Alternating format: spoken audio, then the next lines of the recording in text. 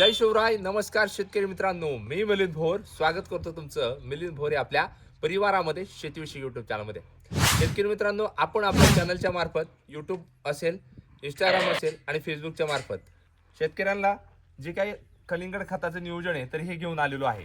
हा आहे कलिंगड नियोजनाचा भाग दुसरा. रासायनिक बेसल डोस हा कोणता दिला पाहिजे आणि कशा पद्धतीने नियोजन केलं पाहिजे.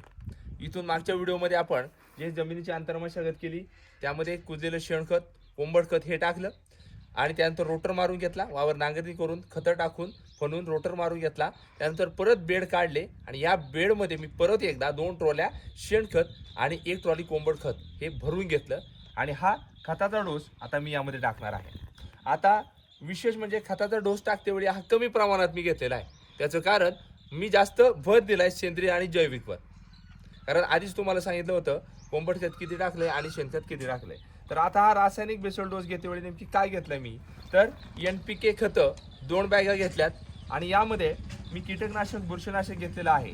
याचं कारण म्हणजे हुमणी असेल, लाल मुंगी असेल आणि खोडकिडा असेल याच्यावर नियंत्रण मिळवण्यासाठी. त्याचबरोबर जमिनीतली बुरशी घालवण्यासाठी यामध्ये मी सल्फर आहे याचा देखील वापर केला आणि सिलिकॉन आहे याचा देखील वापर केला.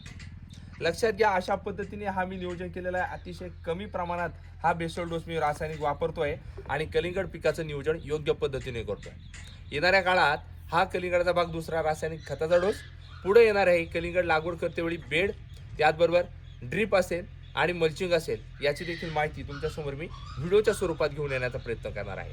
टप्प्याटप्प्यानुसार कलिंगड पिकाचं नियोजन करतोय. मागील वर्षीचा जो अनुभव आला तोच तुमच्यासमोर ह्या वर्षी सांगण्याचा प्रयत्न करतोय. त्यामुळं ही माहिती आवडली, जास्तीत जास्त शेतकऱ्यांपर्यंत पोहोचवायची आहे. मिलिंद भोर यूट्यूब चॅनलला सबस्क्राईब केलं असेल ना, सबस्क्राईब नक्की करून ठेवायचं आहे. कारण मी माझ्या स्वतःच्या शेतात जे करतोय तेच तुम्ही करा असं नाही, पण माझ्यामुळं निश्चित स्वरूपात तुम्हाला जर कमी खर्चामध्ये जास्त फायदा होत असेल तर निश्चित स्वरूपात शेतकरी राजाचा फायदा जास्त प्रमाणे होतो.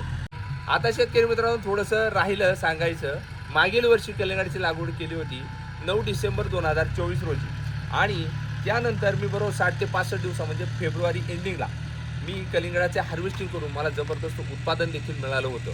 त्यामुळे मागील वर्षीचा अनुभव घेऊन ह्या वर्षी मी मैदानात उतरलेलो आहे आणि कलिंगड पिकाचं हे नियोजन करत असताना माझं दुसरं वर्ष आहे. त्यामुळं टप्प्याटप्प्यानुसार जो मागील वर्षीचा अनुभव आला आहे हा टप्प्याटप्प्यानुसार ह्याही वर्षी तुमच्यासमोर घेऊन येण्याचा प्रयत्न केला आहे. त्यामुळं विशेष म्हणजे शेतात जे करत असतो ते सांगणं हे खूप महत्त्वाचं आहे. कारण आपल्यामुळे शेतकरी राजाचाही फायदा झाला पाहिजे आणि आपलाही देखील फायदा होणं गरजेचं आहे. अशा पद्धतीने हे नियोजन केलेलं आहे आणि येणाऱ्या काळात टप्प्याटप्प्यानुसार पुढीलही नियोजन मी घेऊन येण्याचा प्रयत्न करणार आहे. ही माहिती जास्तीत जास्त शेतकऱ्यांपर्यंत नक्की पोहोचवायची आणि तुम्ही आपली व्हिडिओ कुठून, कोणत्या तालुक्यातून, जिल्ह्यातून, गावातून पाहता कमेंट्स नक्की करा. धन्यवाद. जय जवान, जय किसान.